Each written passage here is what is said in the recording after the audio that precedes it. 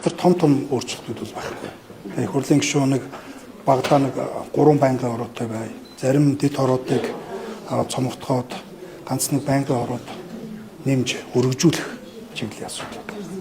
Таны зүгээс энэ хаврын морин уралдааныг бас дэмжсэн юм байр суурь хэлсэн байсан. Гэхдээ яг зөвөр дэмжих яг ер нь бол энэ бид бүхэн хаврын морин уралдааныг ер нь бас нэг эргэж харах зайлшгүй бас шаардлага байна.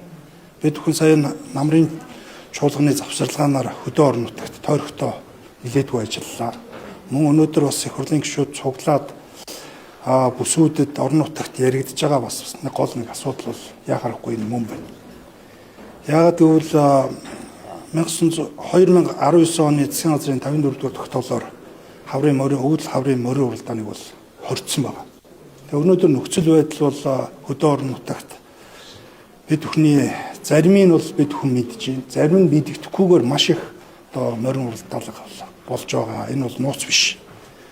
Аливаа зүйлийг хорно гэдэг бол одоо энэ бол тийм 100% одоо сайхан шийдэл бол биш. Асуудал байгаа бол бид хүн бас шийдлийг нь олох ёстой гэсэн ийм байр суурьтай байгаа. Тийм учраас энэ хаврын чуулганаар энэ хаврын морин уралдааныг арай нэг агсан түвшинд арай боловсронгуй болгох чиглэл рүү бас ажиллая гэж бодож байгаа. Энэ бол хорих тусам 100% зогсож байгаа асуудал биш шүү дээ. Бид бүхний нөгөө яриад байдаг хүүхдийн эрхийн асуудал, за нөгөө бэртэж гэмтдэг асуудал гэдэг олон зүйлүүд өнөөдөр бас хар хараасаа энэ асуудлууд бол бий болж байна. Жишээ нь одоо 2026 он гарснаар Хөвсгөл аймагт, Аранга аймагт одоо 2 хүүхэд мориноос энэ хаврын өвлийн морин уралдаанаас болж одоо амь насаа алдсан ийм асуудал байна. Тийм учраас бид хөө энийг зөвхөн хориод байх юм уу? Эсвэл шийдлийг нь олж энийг цааш нь үргэлжлүүлэх ёстой юм гэдэг дээр бол олон гишүүд бас байр суурь илэрхийлж энэ хаврын чуулганаар бас нэлээд тийм тодорхой шийдэлд бас хүрэх байхаа гэж бодож байгаа. Ямар шийдэл байна сан? Гэхдээ яг ер нь бол учиргүй хориод байна гэхээсээ илүүтэйгээр бид хүн зөв зохицуултыг нь хий гэж байгаа.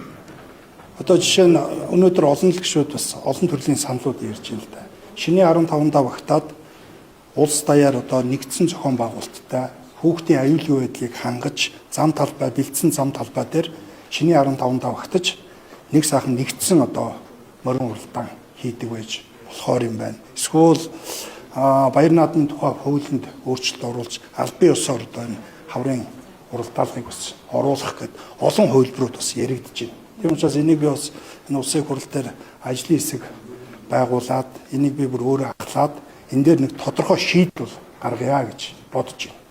Нэг нөгөөлөхөд өнөөдөр энэ Монгол гэж дэлгэсэн тэрлэг шиг энэ том газар нутагт энэ малчт маань энэ хөдөө орон нутагт байгаа залуучууд маань энэ мориноос бол хизээж холдож чадахгүй. Энэ засгийн газрын тогтоолоор хорчлоо гэд орон нутагт энэ хаврын өвлийн морин уралдааныг хийхгүй байх гэж бол байхгүй. Өнөөдөр нэг нөгөөлөхөд олон газар зэрэг маш олон морин уралдаалууд болж л байна. Зарим нь бол бид хүн мэдээд хорч чадчихин, зарим нь бол мэдэхгүйгээр энэ морин уралдаалга зөндөө болж байгааг бол одоо та бүгд маань зөвшөөртөө мэдж байгаа шүү дээ. Тийм учраас энэ дээр тодорхой шийдэл гаргая. Асуудал байгаа бол шийдэл бас байх ёстой л гэсэн ийм байр суурь.